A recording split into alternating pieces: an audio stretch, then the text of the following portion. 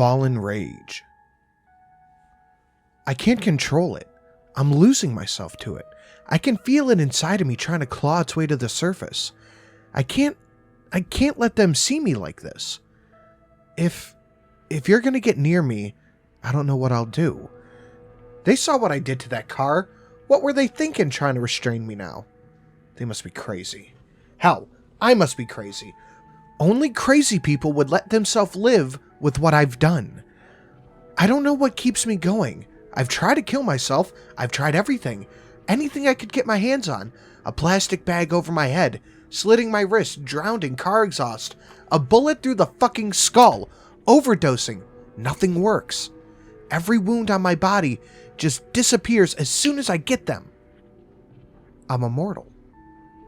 This strength, this power, I don't know where it came from or why I have it. I never asked for it. I don't know how much longer I have, but I keep hearing voices all around me telling me to embrace it, to accept my damnation, and to let myself fall. I'm scared. More scared than I've ever been. It's almost midnight now. It always happens at midnight. He always comes at midnight. I don't know who he is, but I can see him in the mirror. My doppelganger from hell, apparently. Literally. I can even remember some of the things he's done, like some sort of twisted dream. Throwing cars in the air like they were nothing. Slaughtering whole families single-handedly. Raping women, eviscerating SWAT teams. He's unstoppable. Every time some cop gets a hold of him and gets him in cuffs, he just snaps him as if the chains were made of butter. And worst of all, I remember the joy. The sadistic satisfaction in which he reveled in every time he took over my body. I also remember in vivid detail his speeches, how he talks to people, and I even heard him say his name. It was Lucifer. He's managed to avoid identification by authorities. Every time he gets caught with the camera on his face, my face, it's always obscured by static. I can't control him forever. My parents don't know about this. I've thought about talking to my psychiatrist, but I know if I tell them what I've done, they'll just throw me in a padded cell, or give me lethal injection, or on death row for a murder charge. Not that any of that would work anyway. I did, however, talk to a psychic last week. I got an answer that made just a little bit more sense.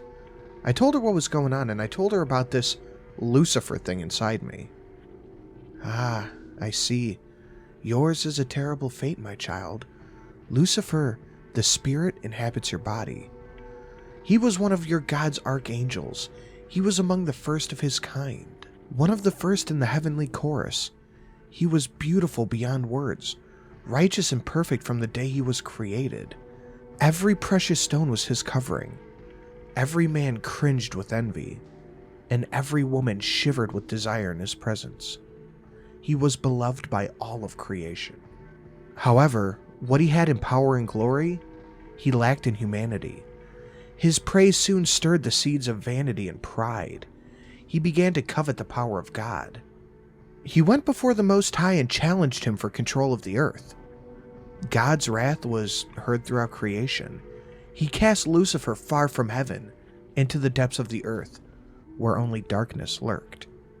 God condemned Lucifer to live as a mortal, a fate worse than death for one such as Lucifer.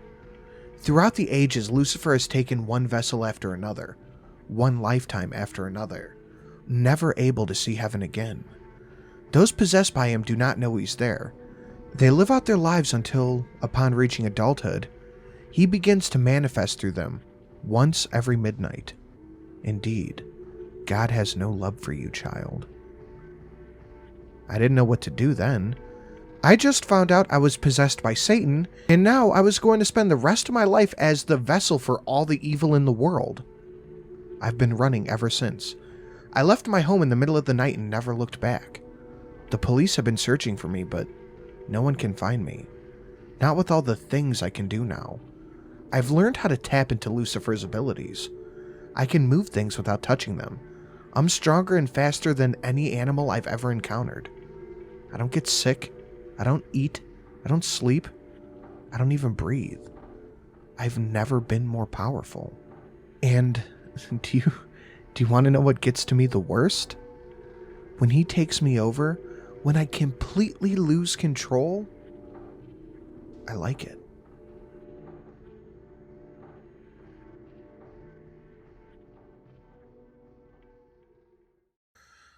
Everyone, I'm sorry for such a short story. I've been very busy with my IRL stuff.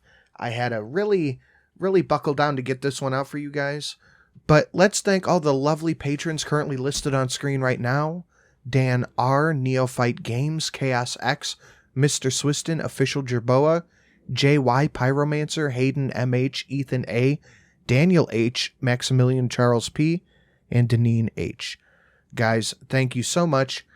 Your support really does keep this channel alive, and I am forever in your gratitude. I will try to get the next new Patreon post up sometime in the next week, but like I said, I'm very busy IRL, and it doesn't look like it's letting up anytime soon, so I appreciate your patience.